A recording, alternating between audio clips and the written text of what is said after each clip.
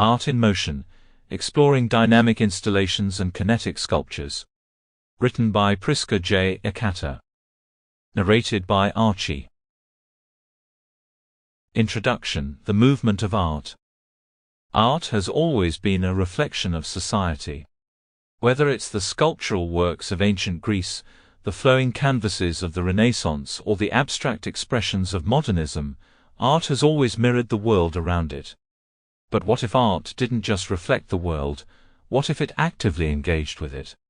What if art could move, breathe, and change in real time, not just on canvas or in the static form of sculpture?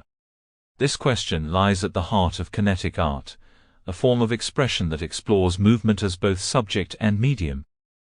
In this book, we embark on a journey through the world of dynamic installations and kinetic sculptures. These are art forms that blur the lines between creation and interaction, offering viewers not just something to look at, but something to experience. The focus of this exploration is not merely on static representations of objects or figures, but on works that invite motion, provoke change, and challenge the boundaries of art itself. From the mesmerizing motion of a metal sculpture twirling in the breeze to digital art that shifts in response to a viewer's presence, kinetic art is a dynamic reflection of our ever-moving, ever-evolving world. The rise of kinetic art, a revolution in perception. Before we dive into the heart of kinetic art, it's essential to understand how we got here. The roots of kinetic art lie deep in the history of art movements, stretching back to the early 20th century, when artists began to question the static nature of traditional art forms. In many ways, the birth of kinetic art can be seen as an extension of the avant-garde movements that had already started to shake up the art world. Artists like Marcel Duchamp and Alexander Calder were pivotal in this shift, pioneering new ways of thinking about art.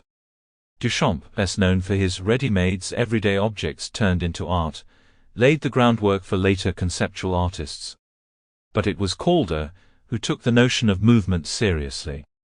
He introduced the mobile, a type of sculpture that uses air currents to move its parts. These moving sculptures were a revelation.